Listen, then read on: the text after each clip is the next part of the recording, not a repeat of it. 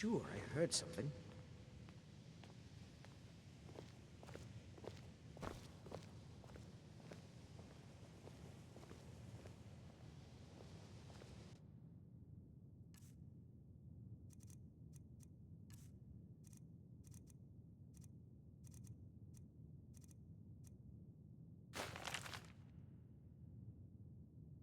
Response to Bero's speech by Malvisor Battlemage.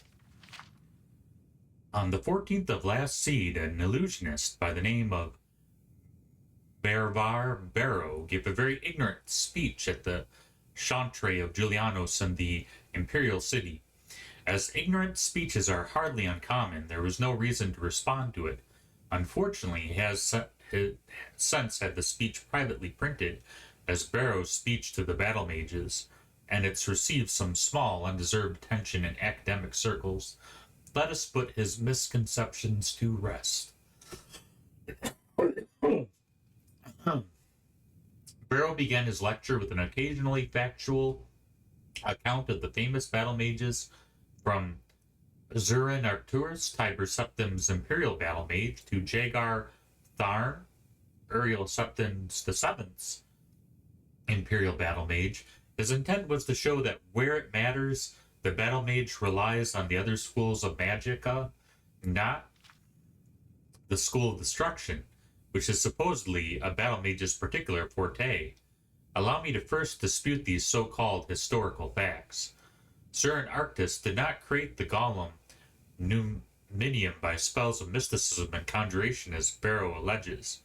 The truth is that we don't know how Numinium was created, or if it was a golem, or Antarok, or in any traditional sense of those words. Ariel V's battle mage Hethoth was not an imperial battle mage, he was simply a sorcerer, and the employee of the Empire, thus which spells he cast in the various battles on Akvar are irrelevant, not to mention hearsay. Bero calls the Empress Morhatha's battle mage Wellock, an accomplished diplomat, but not a powerful student of the School of Destruction.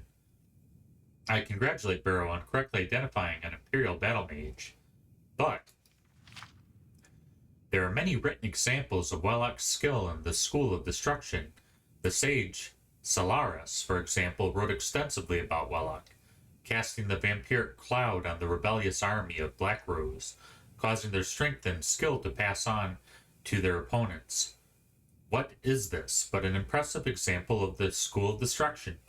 Bero rather pathetically includes Jagar Tharn in his list of underachieving battle mages. To use an insane traitor as an example of rational behavior is untenable position. What would Bero prefer? That Tharn used the School of Destruction to destroy Tamriel by a more traditional means? Bero uses his misrepresentation of history as a basis for his argument.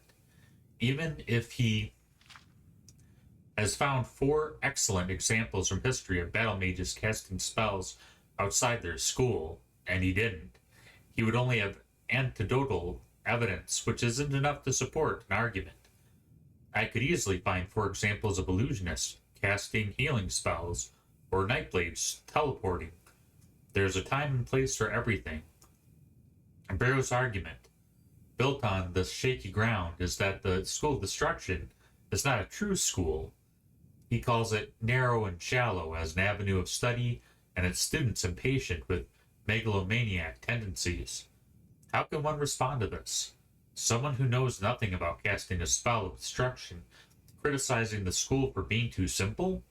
Summarizing the School of Destruction as a learning how to do the maximum amount of damage in the minimum amount of time is clearly absurd, and he expounds on his ignorance by listing all the complicated factors studied in his own school of illusion.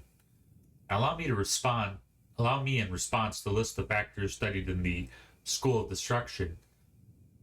The means of delivering the spell matters more in the School of Destruction than any other school, whether it's cast at a touch, at range, in concentric circles, or cast once to be triggered later.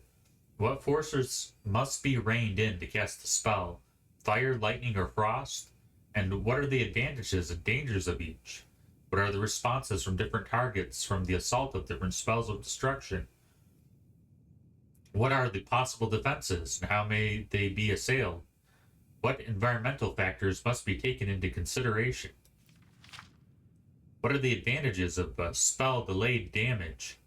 Bero suggests that the school of destruction cannot be subtle, yet he forgets about all the curses that fall under the mantle of the school, sometimes affecting generation after generation in subtle yet sublime ways.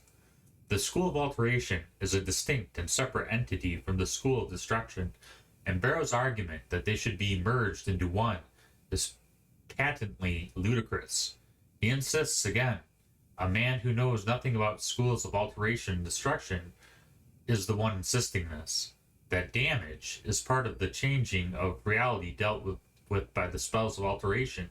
The implication is that levitation, to list the spell of alteration, is a close cousin to shockbolt, the spell of destruction. It would make as much sense to say that the school of alteration, being all about the actuality of change, should absorb the school of illusion, being all about the appearance of change. It certainly isn't a coincidence that the master of the school of illusion cast this attack on the school of destruction. Illusion is, after all about masking the truth.